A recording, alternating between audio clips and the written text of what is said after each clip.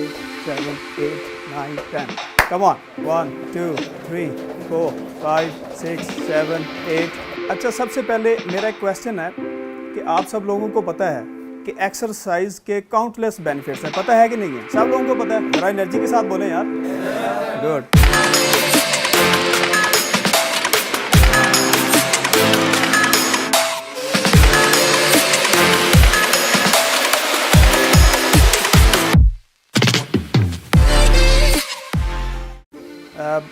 बातें शुरू करने से पहले आप सब लोग खड़े हो जाएं एक दफ़ा। आप सब लोगों ने 10 दफ़ा जंप करना है। क्या करना है? 10 दफ़ा जंप करना है अपने स्टैंडिंग पोजीशन में। 1, 2, 3, 4, 5, 6, 7, 8, 9, 10. Come on, let's start. 1, 2, 3, 4, 5, 6, 7, 8, 9, 10. Okay, clap, stop, clap. 1, 2, 3, 4, 5. अब मैं नंबर कॉल करूंगा, उतनी बारी आपने क्लैप करनी है, ठीक है? 2, 3, रिदम के साथ। 1, 2, 3, 5, 4, 3, 2, 1. Okay, have a seat. अच्छा, थोड़ा इंट्रोडक्शन। मैं मोहम्मद इरफान अशरफ हूँ, लेवल 3 सर्टिफाइड IFPA और पर्सनल फिटनेस ट्रेनर। मेरा फिटनेस इंडस्ट्री का जो एक्सपीरियंस है वो तकरीबन 11 साल से भी ज़्यादा का है। आल्दो मैंने 2005 से जो है ना वो बॉडी बिल्डिंग का आगाज़ किया था, एक्सरसाइजेज करना स्टार्ट की थी, लेकिन उससे पहले भी मैं ताइक्वांडो, क्रिकेट और बहुत सारी ऐसी फिजिकल एक्टिविटीज़ में मुलविस था। अमूमन टीन एज लाइफ में जो है वो ज़्यादा एनर्जी लेवल्स होते हैं तो बंदा मुख्तलिफ स्पोर्ट्स के साथ मुंसलिक रहता है। इसके साथ मैं लेक्चरर फ़िज़िकल एजुकेशन भी हूँ, स्पेशल एजुकेशन डिपार्टमेंट में as a director physical education भी वहाँ पर काम करता हूँ। वहाँ पर हम टीचर्स को ट्रेन करते हैं कि स्पेशल बच्चों को किस तरह से आपने ट्रेनिंग करवानी है, एक्सरसाइज करवानी है, मुख्तलिफ एक्टिविटीज़ करानी है in the school, in the ground, और उनको कैसे एक अच्छा शहरी बनाना है। अब आप लोग बताएं कि आप में से कितने लोग एक्सरसाइज करते हैं वीकली बेसिस पे, डेली बेसिस पे, मंथली बेसिस पे? यहाँ से 1, 2, 3, बस। मंथली बेसिस से क्या मुराद है? मंथ में एक दफ़ा, या जिम की फ़ीस पे करके फिर वापस आ गए? अच्छा, सबसे पहले मेरा एक क्वेश्चन है कि आप सब लोगों को पता है कि एक्सरसाइज के काउंटलेस बेनिफिट्स हैं, पता है कि नहीं है? सब लोगों को पता है? ज़रा एनर्जी के साथ बोलें यार।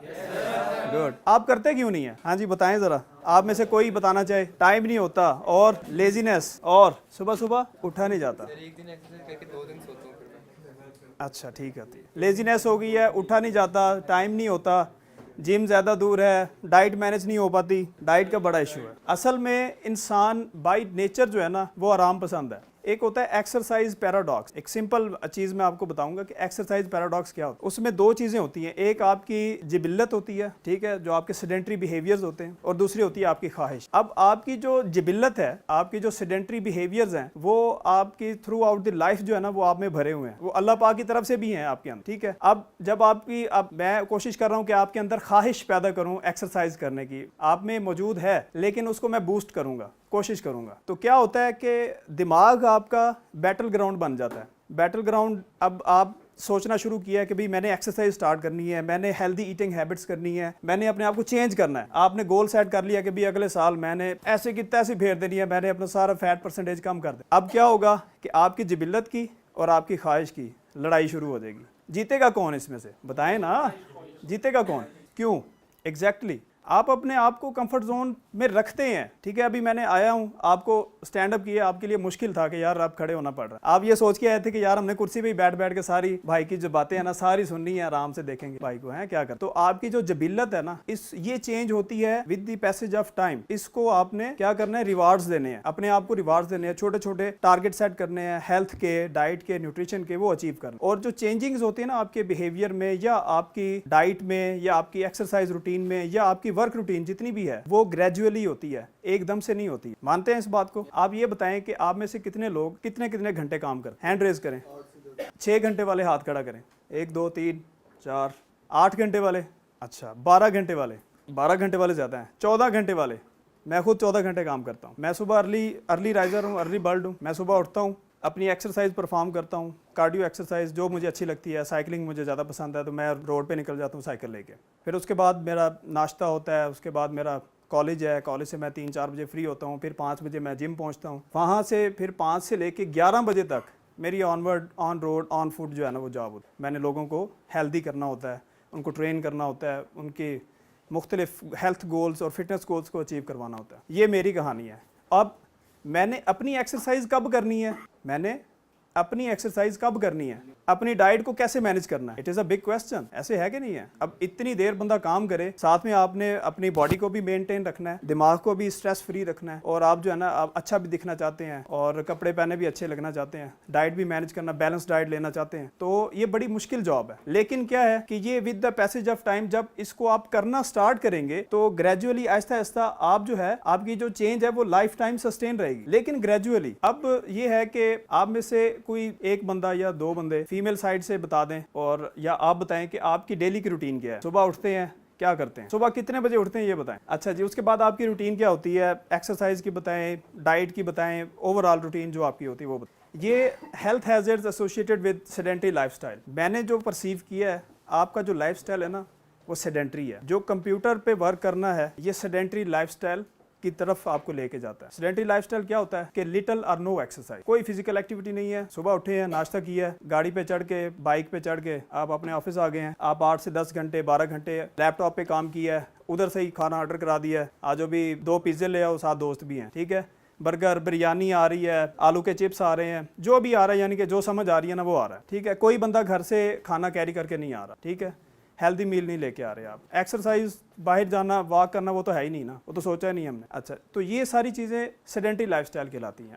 अब ये है कि इससे आपको हो क्या सकता है इन द फ्यूचर, अभी तो नहीं होगा, एकदम से नहीं होता, ये with the passage of time, ये क्रॉनिकल होता है। With the passage of time जो है ना ये चीज़ें सारी डेवलप। अब क्या होगा जी, हाई ब्लड प्रेशर, जब आपकी डाइट के अंदर फैट्स बहुत ज़्यादा होंगे, आपको पता ही नहीं है कि कौन कौन से फैट्स डाले हुए हैं। एक तो होता है ना, पता है कि यार डालडे में पका हुआ है, आपको ये भी नहीं पता कि किस में पका हुआ है। आपकी क्या होगा कि आपकी वेन्स, आपकी आर्टरीज वो क्लॉग्ड होना शुरू हो जाएंगी, सख्त होना शुरू हो जाएंगी। दिल को जो है ना वो ज़्यादा जोर लगाना पड़ेगा ब्लड सप्लाई करने में, ब्लड को वापस लाने में, तो क्या होगा, आपका ब्लड प्रेशर राइज कर जाएगा। और दूसरा सोने पे सुहागा ये कि आप बिल्कुल इनएक्टिव हैं। क्या है, इनएक्टिव है। तो ये कंडीशन जो है ना आहिस्ता आहिस्ता आपकी, पहले नॉर्मल ब्लड प्रेशर रेंज क्या होती है आपको पता है, 120/80। अब क्या होता है कि जो ऊपर से या नीचे से ये ना आहिस्ता आहिस्ता ऊपर से बेसिकली होता है 120 या 130 140 तक जाना शुरू कर देता है। ये बॉर्डर लिमिट है 140। वो डॉक्टर आपको कह देता है कि भाई ये अब जो है ना काम बहुत खराब हो गया है, अगर आपने इसी तरह से अपना लाइफस्टाइल रखा तो आपको जो है ना वो कुछ भी, कोई मसाइल भी, आपको हार्ट अटैक हो सकता है, आपको स्ट्रोक हो सकता है, कुछ भी एसोसिएटेड जो भी इसका जो कॉन्सिक्वेंसेस है वो भुगतना पड़ता है। आप अलर्ट हो जाते हैं फौरन से, नहीं यार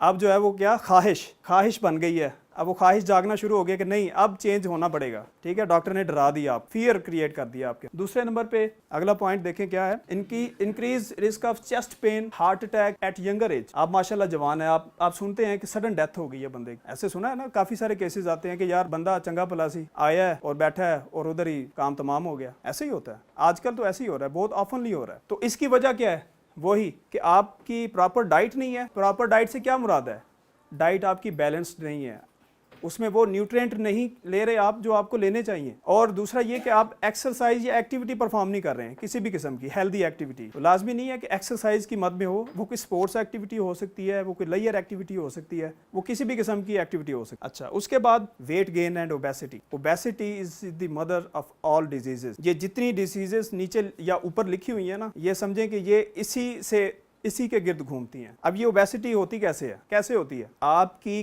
कैलोरीज इनटेक, क्या है जी, सीको रूल है एक, CICO, Seiko, calories intake and calories out. अब कैलोरीज इनटेक तो हो रही हैं, लेकिन क्या है कि कैलोरीज आउट नहीं हो रही हैं। अब बॉडी क्या करती है, फर्ज किया आपने सुबह का मील लिया, पराठा, अंडे, दही, चाय, किसी दोस्त ने कहा कि यार चलो आप कॉफ़ी भी पी लेते हैं, तो ठीक है यार, मिल्क शेक की ऑफर होगी, अच्छा कॉफ़ी के बाद थोड़ी देर बाद, अच्छा यार आधा घंटा ठहर जो फिर पी लेते खाना, अच्छा जी उसके बाद लंच का टाइम आ गया, भूख नहीं है भाई साहब को, लेकिन उन्होंने लंच का टाइम हो गया क्योंकि वो खा लिया। अब इसी तरह से बीच में स्नैक भी ले लिया, फिर रात का खाना भी खा लिया। अब क्या होगा कि बॉडी की एक सर्टेन लिमिट होती है न्यूट्रिएंट्स को एब्जॉर्ब करने की, ठीक है। फ़र्ज़ किया कार्बोहाइड्रेट की अगर 100 ग्राम है, प्रोटीन की 25 से 30 ग्राम है, फैट्स की 20 ग्राम है या 25 ग्राम है, तो क्या होगा, जो एक्सेस का क्या होगा, जो एक्सेस आपने खा ली है, जितनी बॉडी की नीड थी उसने तो वो ले लिया, जितना आपका लाइफस्टाइल एक्टिव था उसके मुताबिक सस्टेन करने के लिए आपको सिर्फ 1200 कैलोरीज रिक्वायर्ड होती हैं। कितनी? अभी जो इन्होंने बताया उनकी कैलोरीज इंटेक में अगर आपको बताऊं, उनकी 3500 से ज़्यादा है, 3500 से ज़्यादा है। तो वो बाकी कैलोरीज का क्या होगा जो ज़्यादा ली हैं? फैट क्या? बॉडी जो है ना उसका एक मैकेनिज्म है कि वो फाइट मूड में वो कहती है कि भी हो सकता है कि हमें जो है ना वो फाइट करनी पड़ जाए किसी के साथ, कोई कहत साली देखनी पड़ जाए 4 दिन के लिए 5 दिन के लिए, हम ना फैट स्टोरेज कर लेते हैं, ये जो इजाफी खाना है ना वो स्टोर कर लेते हैं। तो वो अकॉर्डिंग टू योर मसल या अकॉर्डिंग टू योर जेनेटिक्स मुख्तलिफ जगहों पर बॉडी जो है ना वो स्टोर करना शुरू कर देती, ठीक है, ओबेसिटी बन जाती है, ऐसा ऐसा वो बिल्डअप होना शुरू होता है। तो फैट जो है ना वो पहले वेट होता है 70, फिर होता है 80, फिर 100, फिर 120, फिर 130, फिर 150 और सो ऑन, ठीक है। और फिर सेंसिटाइज बंदा तब होता है जब डॉक्टर के पास बंदा पहुंच जाता है एट द एंड, ठीक है। वो कहता है कि भाई अब जब तक तुमने डाइट या एक्सरसाइज स्टार्ट ना की तो तुम्हारा काम खत्म है। अब increase risk of certain cancers, obesity में कैंसर जो है ना ये मौलिक मर्ज होता है, आपको पता है, तो ये भी इसकी एक काज हो सकती है कि लैक ऑफ इनएक्टिविटी की वजह से आपके कोई गट का प्रॉब्लम हो सकता है, प्रोस्टेट के कैंसर हो सकते हैं, आपके गले का कैंसर हो सकता है, कुछ भी हो सकता है, लेकिन आपको किसी ना किसी किस्म का कैंसर हो सकता है अगर आप इनएक्टिव और आपकी जो डाइट प्रॉपर नहीं है, आप प्रॉपर पूरे न्यूट्रिएंट्स नहीं ले रहे हैं। जी, डिप्रेशन, आप में से कितने लोग हैं जो डिप्रेस रहते हैं, एंग्जाइटी का शिकार रहते हैं या स्ट्रेस में रहते हैं? हाथ खड़ा करें। काम की वजह से, घरेलू हालात की वजह से, नींद पूरी नहीं होती, बंदा स्ट्रेस में है, बंदा एंग्जाइटी का शिकार हो जाता है। जी, हाथ खड़ा करें, बी एक्टिव यार। अच्छा, अब डिप्रेशन, एंग्जाइटी, स्ट्रेस, इससे होता क्या है? आपने शायद नाम सुना हो कॉर्टिसोल का। ये एक हार्मोन होता है कि जब आपकी बॉडी स्ट्रेस में होती है ना, जब आपकी बॉडी स्ट्रेस में, एंग्जाइटी में या डिप्रेशन में होती है तो वो कॉर्टिसोल हार्मोन रिलीज होता है। तो उससे होता क्या है कि आपके अंदर इंसुलिन जो है ना वो स्पाइक होती है, आपके ब्लड के अंदर ग्लूकोज ज़्यादा चला जाता है, इंसुलिन स्पाइक होती है।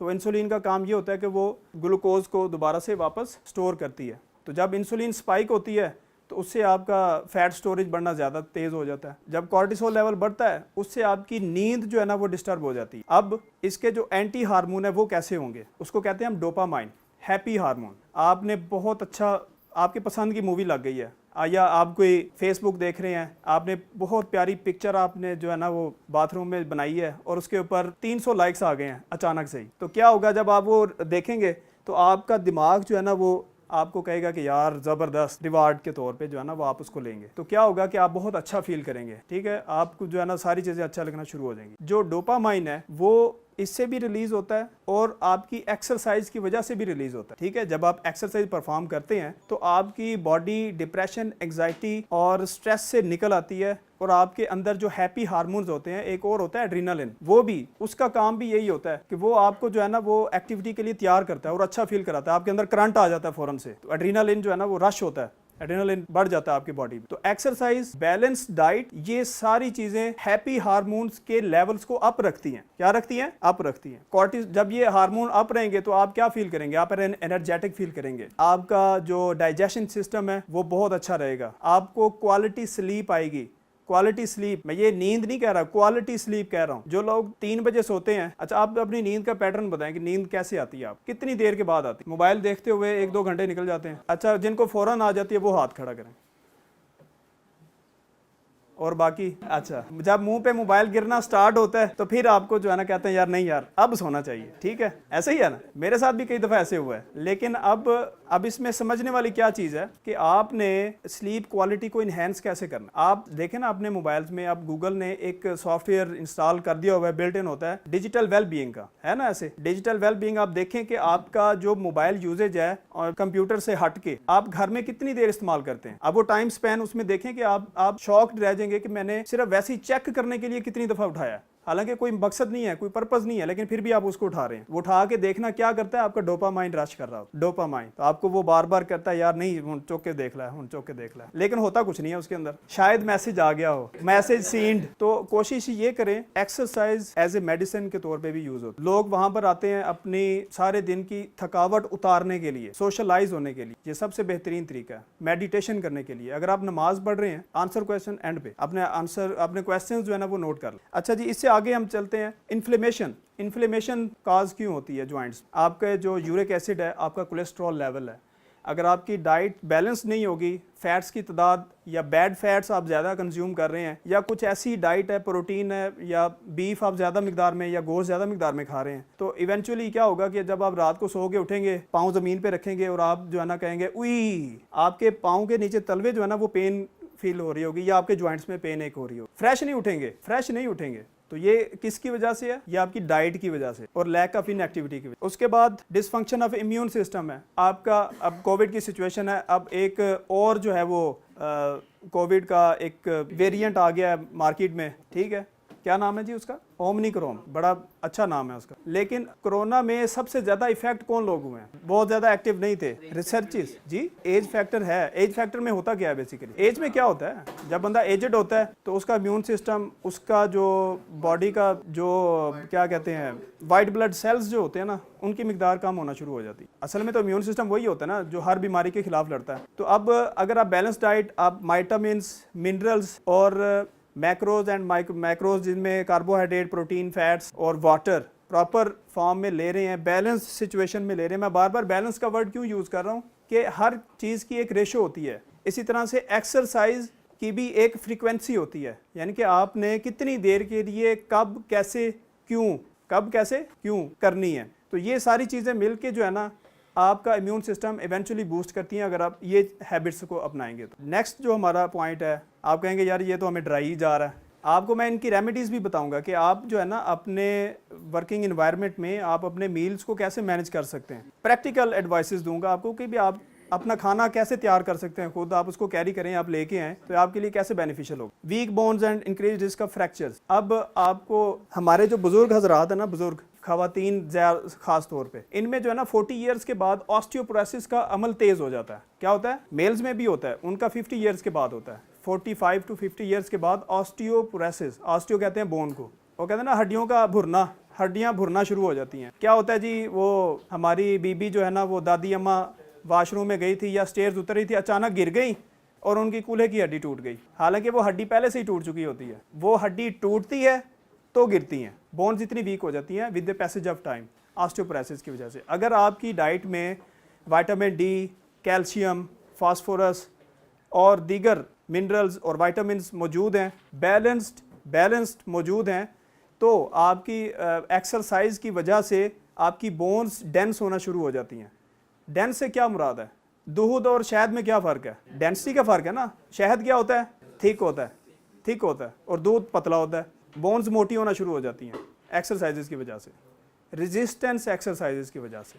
इसके बाद वाला जो पॉइंट है उसमें है जी मसल मैस और स्ट्रेंथ में आपकी डिक्रीज़ आ जाती है। आप बिल्कुल एक्सरसाइज नहीं कर रहे हैं, ठीक है। एक रिसर्च है कि पिछले 100 साल में